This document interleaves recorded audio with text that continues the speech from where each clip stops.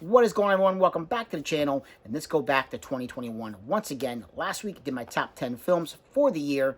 Today we're going to take a look at films that I thought were a little bit disappointing, a little underwhelming for the year, as well as some films that I thought were fantastic, via streaming, as well as some films that were notable mentions for me. Films that I thought could have made the top 10, but it was tough. But these films just didn't make the top 10. Now, as far as disappointing films, let's get the negative out of the way first. Not a lot. There's only 4 films I want to mention. And 2 of them I thought were good. They were just, the expectations were there and they weren't met for me. But I thought they were still good films. And one of them I already have, already on 4K. And the other one I will be picking up because I have to have it. Now, first off, the really disappointing film for me was the reboot for Candyman. If you want to see a good Candyman film, I'm going to keep this one short and sweet. You want to see a good Candyman film, go watch the original with Tony Todd. Do not waste your time with this one. Way too long to get going to the point that where it needs to get to, be. And it was just, I was not feeling this film whatsoever. I did make it through, and it was a struggle to make it through. And just a terrible film.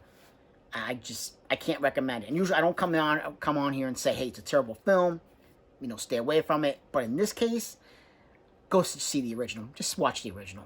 There's really no need to check this one out. Second film on the list, Matrix Resurrections. Now, this one I was hoping, again, I'm not a big Matrix fan. I do enjoy, the first 3. They've gone downhill a little bit. But I did enjoy, the first 3 films. This one was a middle-of-the-road film for me. I didn't hate it. I didn't really think it was all that great. I was really hoping it was going to be like a reigniting for this franchise. Give Keanu Reeves another big franchise, on top of John Wick. Because Keanu Reeves, he's a great guy. From everything we've seen and heard about him, he's a great guy, and I would like to see him have another big franchise going. But The Matrix, unfortunately, doesn't look like we're going to get another one off after this one, and probably the best thing, because this one was just not that great. Now, as far as films that were just underwhelming to me, what I thought they could have been better, but they're not bad, but they didn't blow my mind either. The first one is the Suicide Squad, James Gunn's Suicide Squad. Now, I've heard Peacemaker, which just came out with John Cena, the series on HBO Max. I heard it's fantastic so far. I haven't watched that yet. But as far as the film goes, there was just some things that didn't click for me with this film. And I actually prefer the David Ayer Suicide Squad instead. Maybe because I'm not really familiar with a lot of these characters that are in this film. But again, my opinion, I think James Gunn is a director that needs to be kind of reeled in once in a while. Because obviously, the Guardians of the Galaxy films, they're both great. And I really, really like those films a lot. But you can see that, Kevin Feige obviously is able to hopefully, reel James Gunn in a little bit with those films. When he just goes all out, unfortunately, we get an underwhelming film with the Suicide Squad. And I know a lot of people really love this film, but to me, it just didn't hit my expectations. Now, as far as expectations go, this one, I didn't have high expectations for. I was still really hoping it was going to be good, but I didn't have my expectations that high, and that was The Eternals. It's not a bad film. It's not a really great film either. It's a little more than above, it's above average for me. It's definitely one of the weaker MCU films. It was a film that, for the trailers, I wasn't really all that drawn into it. And, I actually waited. I waited till now. It just came out, finally on Disney Plus the other day. And I finally watched it that way. 2.5 hours long. And it probably took to like at least the last, hour before I finally, started really getting into the film.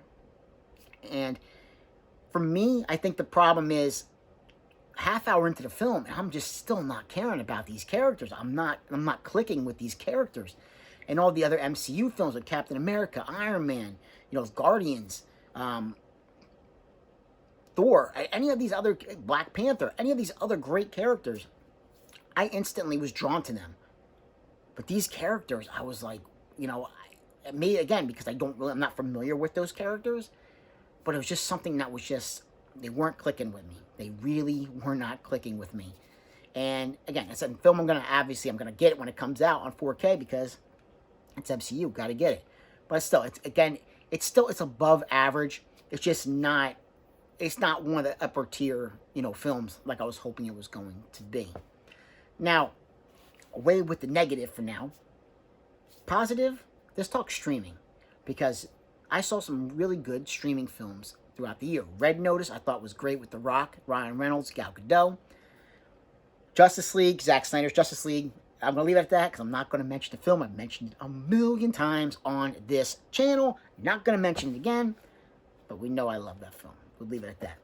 Now, like I said, Red Notice, fantastic.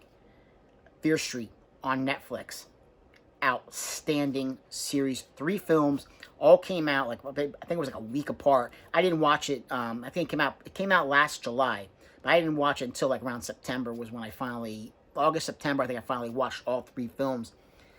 It was great. Each story takes place in a different year, but it all has an overarching, one big story that's being told. And it was really, really well made. I really hope Netflix decides to put it out physically at some point, because I need to have this in the collection. Great series of films. Now, here's one, flash forward all the way to December. Here's one that came out on HBO Max that some people didn't even know about, kind of flew under the radar. 8-Bit Christmas. Neil Patrick Harris basically is telling the story to his daughter. He's going back to his parents' house where he grew up, and he's telling a story to his daughter about how he got his Nintendo back in the day when it first came out. And he flashback to the 80s, and these kids just want a Nintendo so badly.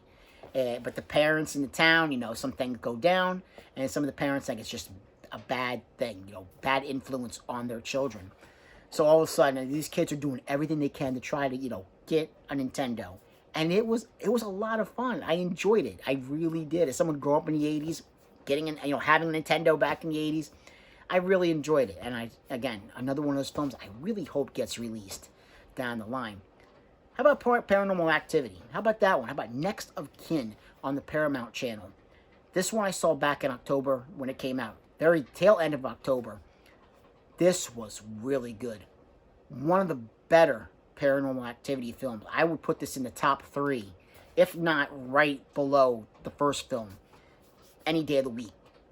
Next of Kin was a great surprise. Absolute fantastic surprise to see this franchise come back in a way like this. Great, great film. Almost like a restart for this with a new story. Absolutely outstanding, and I loved it. Now, notable mentions for 2021. These are some films I thought could have made my top 10, and it was close. I mean, Last Night in Soho. This one probably should have made my top 10, but it just got squeaked out. I mean, if I was, it was that close to being in the top 10. Last Night in Soho was fantastic. Raya and the Last Dragon. This was a surprise. I did not know about the film, and I knew it. Obviously I knew it was a Disney film, but I didn't know anything about it. And again, a recommendation. I picked it up on 4K, and it looks beautiful on 4K. But I was surprised. It's a heartwarming, really touching story, and I enjoyed it. I would definitely highly recommend Raya and the Last Dragon. Check it out. I don't think you're going to be disappointed. It might be on Disney Plus at this point to go ahead and check out. Now, speaking of Disney as well, my next 2 are also Disney films. We have Shang-Chi. Shang-Chi was great. It was I wouldn't say it was outstanding, but it's definitely one of my higher ups for Marvel films. Higher than the Eternals, and it's a really solid MCU film and a great introduction for this character. Now here's one that I actually just saw the other day. My daughter watched this first, and she wanted to watch it again. So like, well, okay, let's check it out. It's Encanto, that's on Disney Plus now. I believe that came out in December, so I'm gonna say it's still 2021 because it came out in December. But again, it was charming. I still think Raya and the Last Dragon was a better film, but this one's still charming. It's still, it's definitely gave you the feels. So I was definitely check out Encanto. Yeah, I mean, these are just some films and some streaming, films that I saw that I thought were just really just great films. Great films, and, again, some disappointing ones. Not in the way of just being terrible. I mean, Candyman was terrible. Again, my opinion, I thought Candyman was terrible. But I would definitely say, it was more positive than negative as far as I can be kind of, I don't want to say picky about the films that I watch, but I try to be a little bit careful. I'm investing an hour and a half, 2 hours, sometimes 2.5 hours in these films. I want to just be a little more careful of the time that I'm putting into watching these. And for the most part, I would say a good 95% of what I watched, I did enjoy. And that's a high margin right there. That's a high percentage of what you like compared to what you don't like. So, yeah, I mean, the films I said that, I thought were good, I would definitely go and check them out. Definitely, if you have Disney Plus, go ahead and check out, Raya, Encanto. Definitely check out The Eternals. Check out The Eternals. It's not a bad film. It's just, it's not up there with the upper, the upper tier as far as MCU films go. But I definitely think, it's worth, still worth checking out. Especially if you're going along and, with the whole entire MCU catalog. TV shows, if you want to talk TV shows that are streaming, we also, we have Hawkeye. Hawkeye was fantastic. Yeah, I mean, Hawkeye was good. There's so many that came out. WandaVision. I mean, they went all out with the Disney Plus Marvel shows. Loki. Loki was good. We also had Falcon and Winter Soldier. And some of those I liked a little more than others. I would say the Hawkeye was probably my favorite out of all the Disney Plus MCU shows that were on. I really enjoyed Hawkeye. After the first episode was good, but it didn't grab me right away. But after that, it took off through the rest of the season. So I would definitely highly recommend that as well. But yeah, just those are just some of my ideas of what I think were some really positive films for the year for 2021, and a couple that were a little bit lesser, but overall a pretty darn solid year for films for 2021. So like, subscribe, and comment if you get a chance, and I will catch you in another episode. Take care.